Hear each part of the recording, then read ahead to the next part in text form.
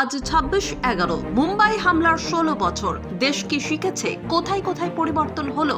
16 বছর কেটে গিয়েছে, কিন্তু মুম্বাই হামলার স্মৃতি এখনো কাঁদায় প্রত্যেক ভারতবাসীকে। 2008 সালের 26শে নভেম্বর মুম্বাইয়ের তাজ হোটেল, ছত্রপতি শিবাজি টার্মিনাস, নরিম্যান হাউস, কামা হসপিটাল, মেট্রো সিনেমা সহ একাধিক জায়গায় হামলা করে লস্করি তৈবারি জঙ্গিরা। প্রাণ হারায় 166 জন। 10 জন লস্করি তৈবারি জঙ্গি সমুদ্রপথে মুম্বাই এসেছিল। পাকিস্তানের মদদে এবং তাদের সাহায্যে বিপুল অস্ত্র হাতে নিয়ে তারা হামলা চালিয়েছিল ভারতের বাণিজ্য নগরীতে। সেই হামলা রুখতে একাধিক বীর সন্তানেরা প্রাণ দিয়েছিলেন। 16 বছর পরেও তাদের ভোলেনি কেউ, কোনোদিন ভুলবেও না।